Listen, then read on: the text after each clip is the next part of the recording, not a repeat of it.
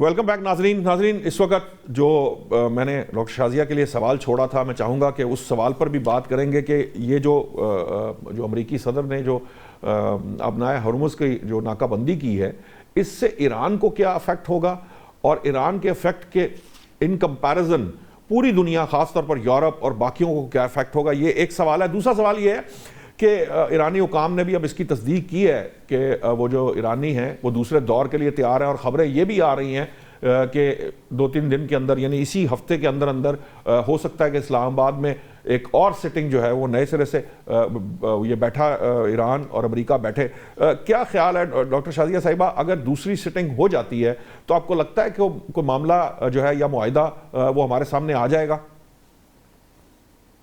देखिए, ये खबरें गर्दिश कर रही हैं और अल जज़ीरा ने ये खबर लिखी है और मैंने इसको कंफर्म करने की कोशिश की है। तो जो रेलेवेंट क्वार्टर्स हैं, हम्म। उनका ये कहना है कि अभी उनके पास ऐसी कोई खबर नहीं है बताने के लिए, सो इनको as a rumour he deal किया जाए। तो जब कोई खबर होगी तो वो ज़रूर बता देंगे। तो इसका मतलब ये है कि अगर कोई ऐसी बात है भी तो उसको पब्लिक नहीं किया जा रहा, और दूसरा ये कि बहुत चांसेस हैं कि ऐसी कोई बात हो ही ना। हम्म। ट्रंप जो है वो खुद अपने ज़राए से ये बात जो है वो फैलाना चाह रहे हो कि पहला तो एक मुआहदा करने के लिए हम गए थे उसको आगमायर से बचने के लिए, तो उसमें से तो हम उठ के आ गए हैं। हम्म। तो अब जो है दोबारा, क्योंकि उन्होंने मार्केट को स्टेबल करने के लिए भी ये इस तरह की वो हरकतें करते हैं कि मुआहदे जारी हैं, बातचीत हो रही है, लेकिन लेकिन मार्केट को उससे ज़्यादा अनस्टेबल भी वो इम्पोर्टेंट। खुद ही करते हैं अपने बयानात से।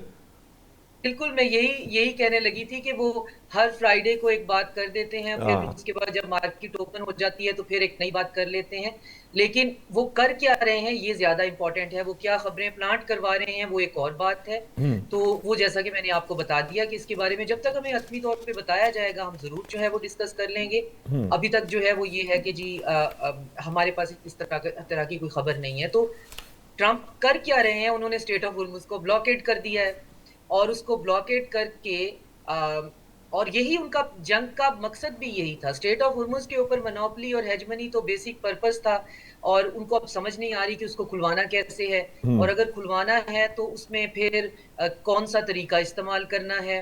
अगर फुल फ्लेज वॉर में जाना है तो उसकी कैपेसिटी नहीं है, और अगर जंग में नहीं जा सकते हैं, तो हम्म। फिर अपना फेस कीपिंग कैसे रखनी है। तो ठीक। बिल्कुल नेतन्याहू दुरुस्त फरमा रहे हैं, जो आज कल उन्होंने खिताब किया है अपनी पॉपुलेशन से और कहा है कि मुझे अमरीकी रिपोर्ट करते हैं हम्म। और अमेरिकन एडमिनिस्ट्रेशन मुझे डेली रिपोर्ट करती है। तो यकीनन करती होगी, डेली रिपोर्ट भी करती होगी, डिक्टेशन भी लेती होगी, और मेरी अपनी अंडरस्टैंडिंग अब इसमें बहुत ज़्यादा होती जा रही है कि अमरीका के पास इस वक़्त डिसीजन की पावर नहीं है, वरना वो इतने बड़े गड़े अपने लिए नहीं खोदें, क्योंकि अमरीकी सदर जो हैं वो अगले महीने चाइना का विज़िट जो है वो अपना प्लान कर चुके हैं, जो कि ऑलरेडी प्लान्ड था, वो जंग की वजह से आगे गया। हम्म। और उसमें अब वो चाइनीज़ वेसल्स जो हैं वहाँ से गुज़रने नहीं देंगे, तो क्या ये ओपन सीज़ में इल्लीगल होगा, तो क्या ये एक्ट ऑफ वॉर है? वैसे तो आज कह उसमें रहे भी 4 उनकी चाइनीज जो शिप्स थे वो गुजर गए हैं, एक ईरान का शिप भी गुजर गया, मतलब ये गुज़िश्ता 24 घंटों में ये खबरें भी आई हैं। जी, और उसमें ये है कि अगर वो नहीं गुज़रने देंगे तो किस बुनियाद पे? और उस बुनियाद को उन्होंने ये बताया है कि जी जो लोग ईरान से कोई बातचीत करके या किसी और करेंसी में या कोई पैसे-वैसे दे के गुज़रेंगे तो उनको हम रोक लेंगे। तो अभी मैं देख रही थी कि एक ईरानियन जो हैं वो कॉन्सुलेट, उन्होंने एक तस्वीर शाये की हुई थी कि यहाँ पे हमने ब्लॉकेड किया हुआ है, उससे चंद किलोमीटर आगे जो है एक लाइन खींच के बताया हुआ था कि यहाँ पे अमेरिकन ब्लॉकेड है, और उससे काफ़ी किलोमीटर आगे उन्होंने कहा हुआ था कि यहाँ पे हमने दोबारा अमेरिका के ब्लॉकेड को ब्लॉकेड कर लिया हुआ है। तो ये अब जंग से ज़्यादा आपको वाटर गेम्स नज़र आती हैं कि हम्म। ये क्या है इसमें। और फिर सऊदी अरेबिया जो है उसने ख़ास तौर पे सुनने में आया है कि ट्रंप से कहा है कि इससे आप थोड़ा-सा परहेज़ करें, क्योंकि मंदेब जो है वो बंद हो जाएगी। हम्म। तो हमारा जो पैरेलल रूट है वो बंद हो जाएगा। फिर साइड लाइन पे पाकिस्तान ने जो है वो 2-2 घंटे की चीफ जो हमारे फील्ड मार्शल हैं उन्होंने और प्राइम मिनिस्टर शहबाज शरीफ ने अलग-अलग से ईरानियन डेलीगेशन के साथ साइड लाइन्स पे मीटिंग की हैं, जिसमें इस खित्ते के बारे में जो हमारे बायलैटरल और जो रीजनल एस्पेक्ट्स हैं वो डिस्कस हुए हैं। तो उसके पेशरफ्त में फिर ईरानियन जो वज़ीर ख़ारिजा हैं उन्होंने सऊदी अरेबिया से, ख़ास तौर पे कतर और कुवैत से बात की है और चीज़ों को आगे बढ़ाने की बात की है। तो जो पॉइंट मैं बनाना चाह रही हूँ, जो मैं समझाना चाह रही हूँ, वो ये कि इस खित्ते के मसाइल जो हैं वो एक इंडिजिनस प्लान में ही होंगे, जो ये खुद मिल बैठ के सोच रहे हैं कि अब हमने खुद ही कुछ करना है। और उसमें जो चाइना की साइलेंस थी, जो बैकडोर उसका सब कुछ सपोर्ट वगैरह है, लेकिन चाइना सामने नहीं आता है।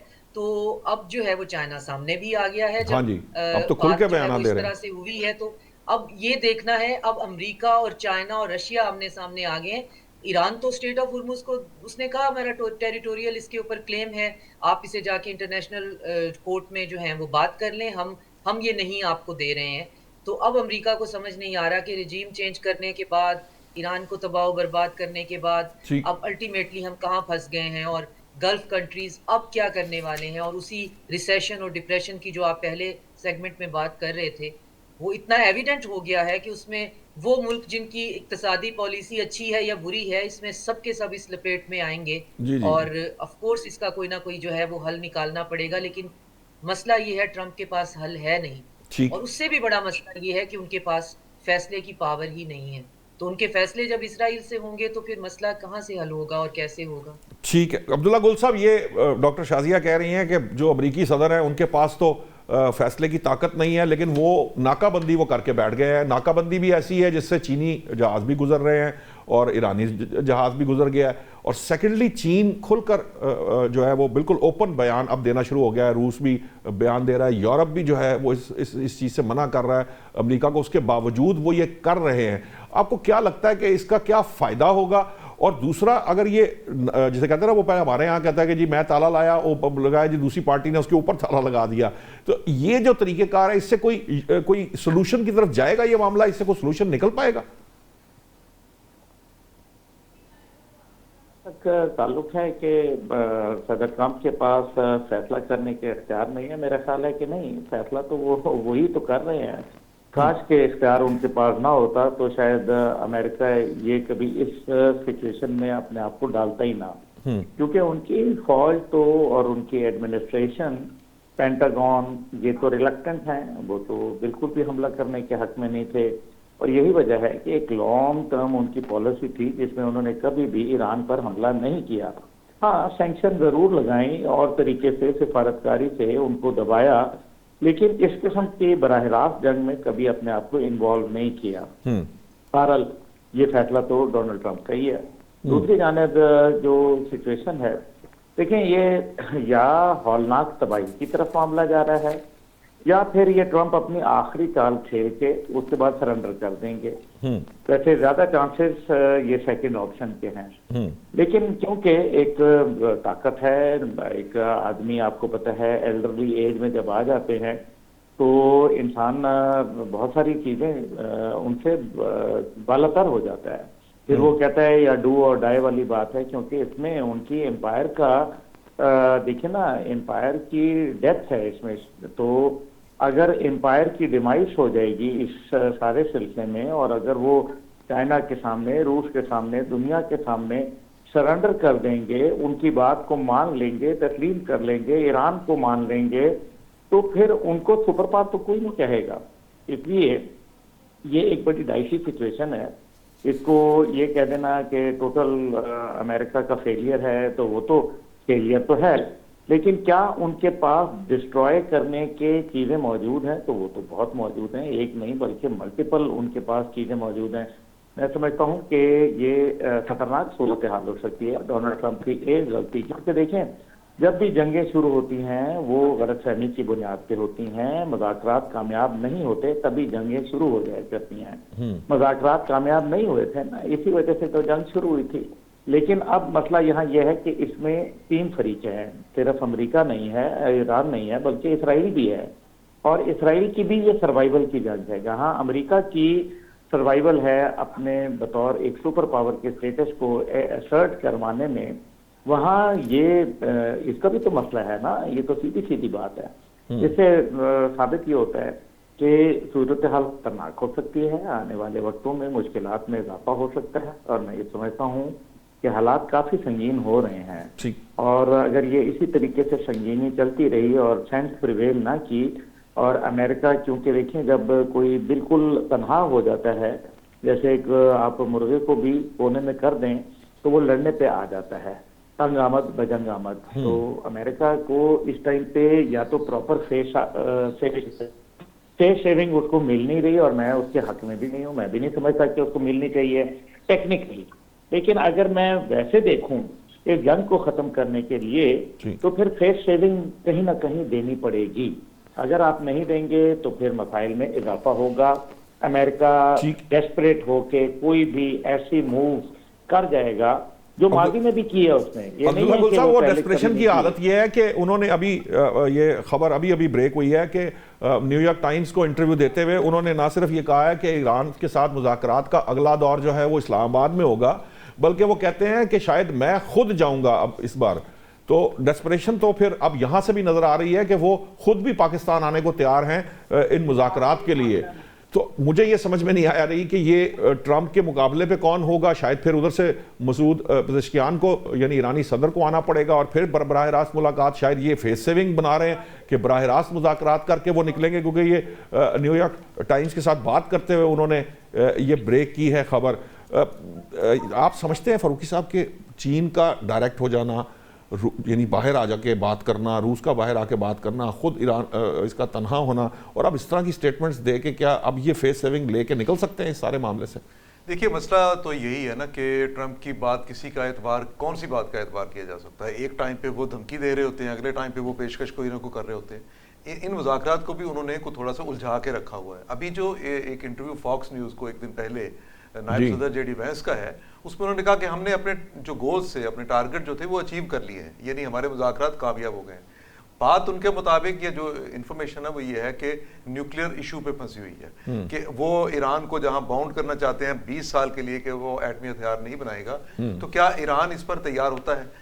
अगर तो बात यही है। वैसे फारूकी साहब मुझे ईमानदारी बताएं, क्या ये मुमकिन है कि कोई किसी से ये इस चीज की गारंटी मांगे कि 20 साल के लिए आप हथियार नहीं, 21वें साल में आप बना लें? वही है ना, जो 21वें साल में ईरान एक्सेप्टेबल हो जाएगा। इससे पहले जितने मुज़ाकरात होते रहे वो भी नाइंसाफी थी कि आप अपना न्यूक्लियर जो अपना यूरेनियम है इसको नहीं अमल नहीं कर सकते, एनरिच नहीं कर सकते। तो इसराइल करता रहा, उसने एटम बम बना लिया।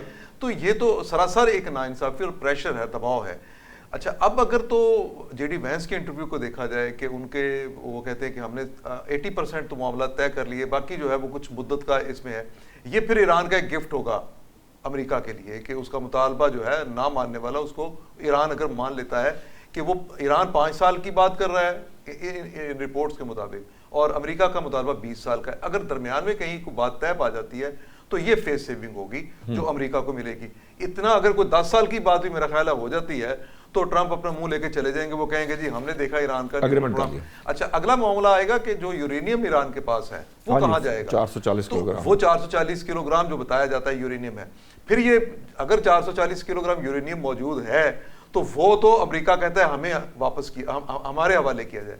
इसमें पेशकश रूस की भी थी कि रशिया ने कहा की हुई है। लेकिन इसका क्या हम करें कि कल को अमेरिका कहे कि ये जो हमारे हवाले कर दी यूरेनियम, तो इसके अलावा भी इनका कहीं ना कहीं मौजूद है, तो वो एक नए बहाने से फिर आ जाए।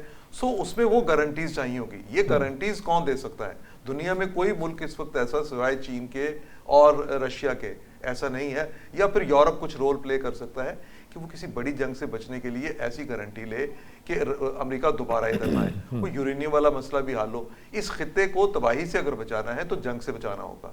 अच्छा, जो नाकाबंदी की हुई है इसमें अब उन्होंने नाकाबंदी के बारे में भी क्लैरिटी नहीं अमेरिका के पास। वो पहले उन्होंने ओवरऑल नाकाबंदी की, अब सिर्फ ईरान तक महदूद कर दी, फिर सिर्फ ईरानी पोर्ट्स तक कर दी है।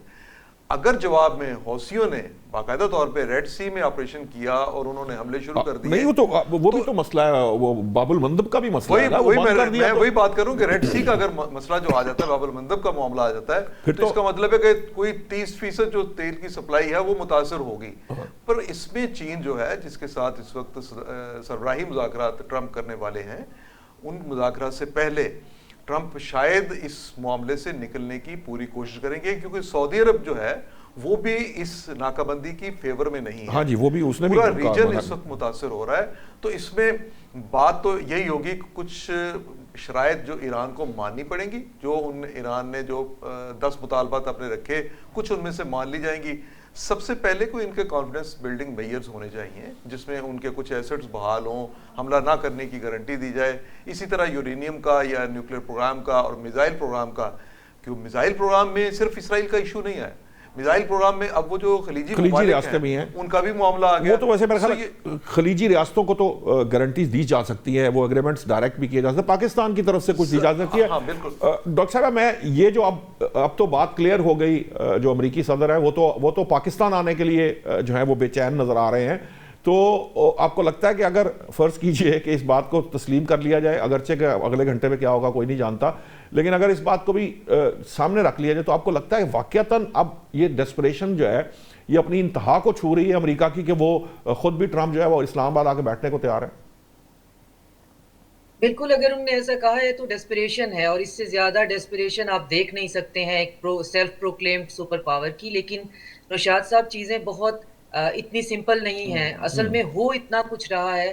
तो आप जहां भी बात करेंगे वहां पे अगर आपको कोई एक फाइनल सोल्यूशन की तरफ कोई सेटिस्फाइंग आंसर कहीं से मिल रहा होगा, तो थोड़ा सा लगता है कि वहां पे अभी किसी के पास है नहीं। इसलिए आपको हर जगह पे ये चीज दिखाई देगी कि हर कोई इस वक्त सिर्फ डॉट ही कनेक्ट करने में लगा हुआ है कि आखिर चीजें जा कहाँ रही हैं। लेकिन डॉक्टर साहब, अगर ट्रंप जो है वो इस्लामाबाद आना चाह रहे हैं, फारूकी साहब ने अभी कहा है CBMs की, तो ये जो मुज़ाकरात का पहला दौर हुआ है, मैं समझता हूँ JD वैंस की भी बात सुने और जो इराक़ची साहब की भी बात सुने, स्पीकर की भी बात सुने, जो ईरानी स्पीकर हैं बाकर गालिबाफ, उनकी भी बात को थोड़ा सा असेस करें, तो CBMs लेवल की गुफ्तगू मेरा ख्याल है कि काफ़ी, क्योंकि कन्वे तो हो चुका है, दोनों साइड्स एक दूसरे को बहुत कुछ कन्वे कर चुकी हैं। कुछ वो तो कहते थे अब तकरीबन मुआहिदा होने जा रहा था जब इसराइली प्राइम मिनिस्टर की कॉल आई और फिर मुतालबात आगे के आगे चलना शुरू हो गए, वरना तो तकरीबन हम MOU साइन, और ये बात भी की जा रही है कि रात 3 बजे के करीब MOU साइन होने की बातें शुरू हो चुकी थी। बिल्कुल, आप बिल्कुल सही कह रहे हैं, और बड़ी उनके दरमियान बड़ी कॉर्डियल सी बहुत हेल्दी डिस्कशंस होती रही हैं। उसमें स्टेट ऑफ हुर्मुज़ जो है वो पहले भी, इससे मुज़ाकरात से पहले भी हमारा एक प्रोग्राम था, तो मैंने आपने पूछा था तो मैंने कहा था कि ये ज़रूर अमेरिका लेके जाना चाहेगा, ये विक्ट्री जो है उसको चाहिए। और लेकिन अमेरिका ने कहा कि स्टेट ऑफ हुर्मुज़ खुलने के अलावा जितना आपके पास एनरिच्ड यूरेनियम है, इधर वो वॉलंटरीली दे दीजिए, नहीं तो हमें बेच दीजिए। तो ये एक ऐसी चीज थी कि जिसपे ईरानी बात ही नहीं करना चाहते थे। ईरानी समझते हैं जब भी अमेरिका यूरेनियम की बात कर रहा है वो सीरियस नहीं है, क्योंकि ये तमाशा हमने बहुत अरसा देख लिया। हमने बराक ओबामा के साथ ये JCPO करके देख लिया, ट्रंप ने उसको फाड़ के फेंक दिया, हमने वो देख लिया, फिर उसके बाद ये लंबा तमाशा है। अभी मस्कत में हम ये कर ही रहे थे तो हम पे अटैक हो गया। तो उनका कहना था कि हमारे साथ सीरियस बात करिए जिसका कोई लॉजिकल नतीजा निकलता हो। और जेडी वैंस ने जो बाहर आके बयान दिया, उन्होंने कहा कि we need a method of understanding.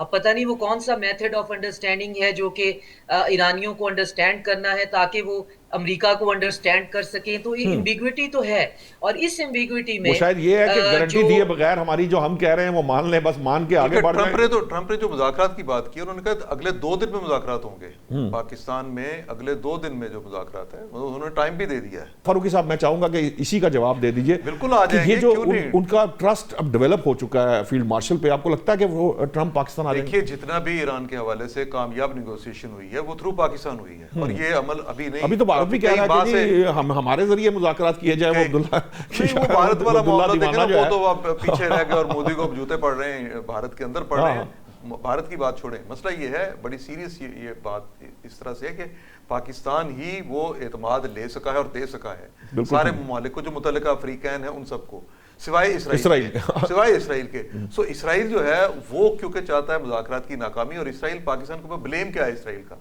आपको पता है कि प्रोपेगेंडा और उनकी सारी कैंपेन वो ये कि पाकिस्तान इसराइल को आइसोलेट कर रहा है, पाकिस्तान ट्रंप से दूर कर रहा है इसराइल को। सो वो, और इसमें भी बात कही जा रही है कि फील्ड मार्शल आसिम मुनीर का सबसे बड़ा किरदार है कि उन्होंने इसराइल को दूर किया है अमेरिका से दूर किया। सो इसको दूर होना चाहिए था। ये बड़ी अच्छी कामयाब काविश है फील्ड मार्शल की और हुकूमत पाकिस्तान की, कि जिस मुल्क ने यहाँ पे सारे कॉन्फ्लिक्ट की बुनियाद रखी और जो अब भी नहीं चाहता मामला तय हों, और अगर इसराइल की बातें मानी गई, मैं तो आपको एक बात समझा दूं, जो इनकलाब आना है ना, वो आप देखिएगा अगले चंद महीनों में, अगले चंद सालों में वो अमेरिका के अंदर आएगा। वो अमेरिका के अंदर एक रायामा जिस तरह हमवार हुई है वो ये है, और खास तौर पर इसराइल के खिलाफ। मैं उसी की बात कर रहा हूँ कि इसराइल की जो कुछ हमने इस जंग में, या ट्रंप इंसानिया ने जितनी बातें मान ली हैं, वो नाकाबिले यकीन, नाकाबिले तसव्वुर और इंतहाई तबाहकुन है।